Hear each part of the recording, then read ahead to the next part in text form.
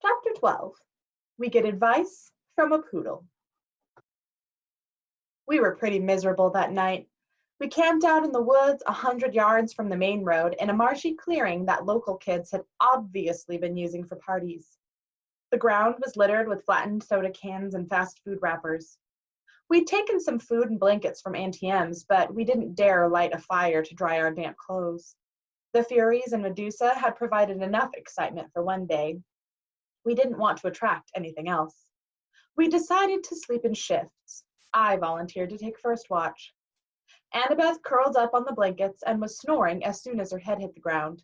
Grover fluttered with his flying shoes to the lowest bough of a tree, put his back to the trunk, and stared at the night sky.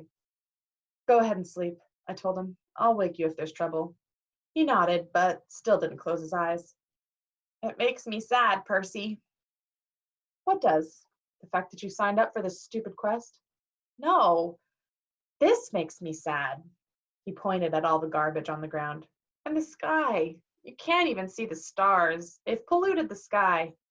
This is a terrible time to be a satyr." "Oh, yeah, I guess you'd be an environmentalist." He glared at me. "Only a human wouldn't be. Your species is clogging up the world so fast. Never mind. It's useless to lecture a human. At the rate things are going, I'll never find Pan." "Pan? Like the cooking spray?" "Pan!" he cried indignantly. Pan, the great god Pan. What do you think I want a searcher's license for? A strange breeze rustled through the clearing, temporarily overpowering the stink of trash and muck. It brought the smell of berries and wildflowers and clean rainwater, things that might have once been in these woods. Suddenly, I was nostalgic for something I'd never known. "Tell me about the search," I said. Grover looked at me cautiously, as if he were afraid I was just making fun. "The god of wild places disappeared 2,000 years ago," he told me. "A sailor off the coast of Ephesus heard a mysterious voice crying out from the shore. 'Tell them that the great god Pan has died.' When humans heard the news, they believed it. They've been pillaging Pan's kingdom ever since. But for the satyrs, Pan was our lord and master. He protected us and the wild places of the earth. We refuse to believe that he died. In every generation, the bravest satyrs pledge their lives to finding Pan. They search the earth, exploring all the wildest places, hoping to find where he is hidden and wake him from his sleep." "And you want to be a searcher?" "It's my life's dream," he said. "My father was a searcher, and my Uncle Ferdinand, the statue you saw back there." "Oh, right. Sorry." Grover shook his head. "Uncle Ferdinand knew the risks. So did my dad. But I'll succeed. I'll be the first searcher to return alive." Hang on, the first?" Grover took his reed pipes out of his pocket. "No searcher has ever come back. Once they set out, they disappear. They're never seen alive again. Not once in 2,000 years. Nope." "And your dad? You have no idea what happened to him?" "None." "But you still want to go," I said, amazed. "I mean, you really think you'll be the one to find Pan?" "I have to believe that, Percy. Every searcher does. It's the only thing that keeps us from despair when we look at what humans have done to the world. I have to believe Pan can still be awakened." I stared at the orange haze of the sky and tried to understand how Grover could pursue a dream that seemed so hopeless. Then again, was I any better? "How are we going to get into the underworld?" I asked him. "I mean, what chance do we have against a god?" "I don't know," he admitted. "But back at Medusa's, when you were searching her office, Annabeth was telling me—" "Oh, I forgot. Annabeth will have a plan to figure it out." "Don't be so hard on her, Percy. She's had a tough life, but she's a good person. After all, she forgave me." His voice faltered. "What do you mean?" I asked. "Forgave you for what?" Suddenly, Grover seemed very interested in playing notes on his pipes. "Wait a minute," I said. "Your first keeper job was 5 years ago. Annabeth has been at camp for 5 years. She wasn't— I mean, you're a first assignment that went wrong." "I can't talk about it," Grover said, and his quivering lower lip suggested he'd start crying again if I pressed him.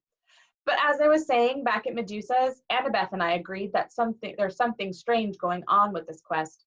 Something isn't what it seems. Well, duh, I'm getting blamed for stealing a thunderbolt that Hades took. That's not what I mean, Grover said. The kindly ones were sort of holding back.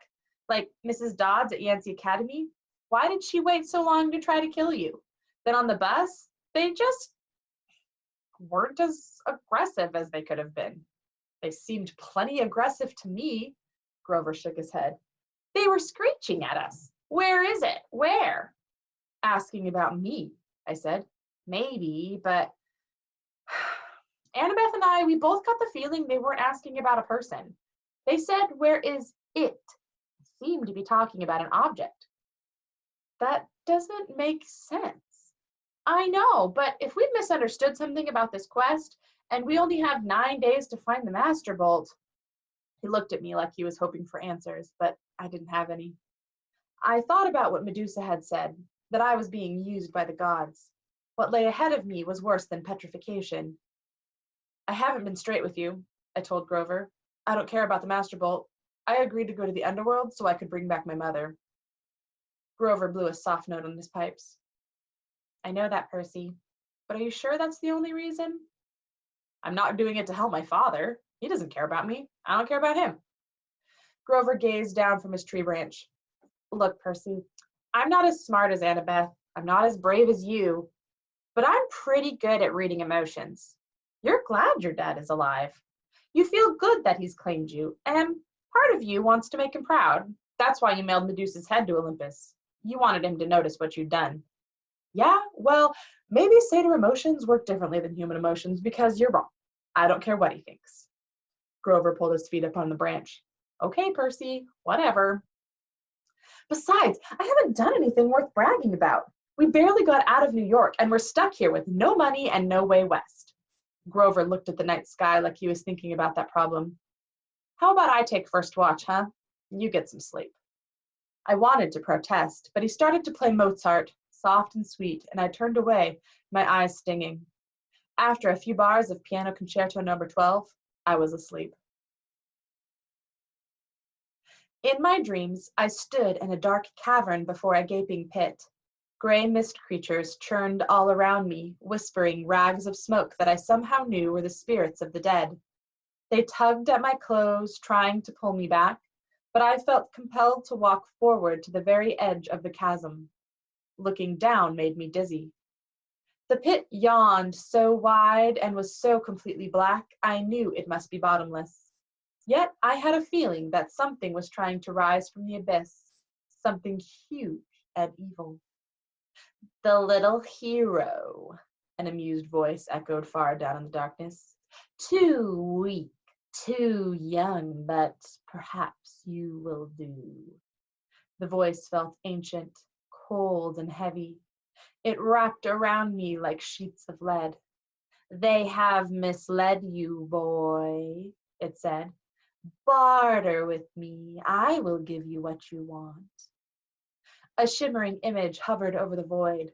My mother, frozen at the moment she dissolved in a shower of gold. Her face was distorted with pain, as if the Minotaur were still squeezing her neck. Her eyes looked directly at me, pleading, go. I tried to cry out, but my voice wouldn't work. Cold laughter echoed from the chasm. An invisible force pulled me forward. It would drag me into the pit unless I stood firm. Help me rise, boy. The voice became hungrier. Bring me the bolt. Strike a blow against the treacherous gods. The spirits of the dead whispered around me. No, wake! The image of my mother began to fade. The thing in the pit tightened its unseen grip around me. I realized it wasn't interested in pulling me in. It was using me to pull itself out. Good, it murmured. Good. Wake, the dead whispered. Wake! Someone was shaking me. My eyes opened and it was daylight. Well, Annabeth said, the zombie lives. I was trembling from the dream. I could still feel the grip of the chasm monster around my chest. How long was I asleep? Long enough for me to cook breakfast. Annabeth tossed me a bag of nacho-flavored corn chips from Auntie M's snack bar. And Grover went exploring. Look, we found a friend. My eyes had trouble focusing.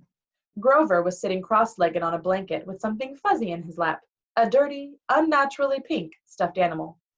No, it wasn't a stuffed animal. It was a pink poodle. The poodle yapped at me suspiciously. Grover said, "No, he's not." I blinked. "Are you talking to that thing?" The poodle growled. "This thing," Grover warned, "is our ticket west. Be nice to him." "You can talk to animals?" Grover ignored the question. "Percy, meet Gladiola. Gladiola, Percy." I stared at Annabeth, figuring she'd crack up at this practical joke they were playing on me, but she looked deadly serious. "I'm not saying hello to a pink poodle," I said. "Forget it." "Percy," Annabeth said, "I said hello to the poodle. You say hello to the poodle." The poodle growled. I said hello to the poodle. Grover explained that he'd come across Gladiola in the woods and they'd struck up a conversation. The poodle had run away from a rich local family who'd posted a $200 reward for his return. Gladiola didn't really want to go back to his family, but he was willing to if it meant helping Grover. "How does Gladiola know about the reward?" I asked. "He read the signs," Grover said. "Duh." "Of course," I said.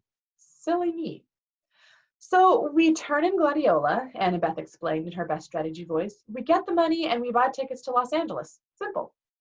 I thought about my dream, the whispering voices of the dead, the thing in the chasm, and my mother's face, shimmering as it dissolved into gold.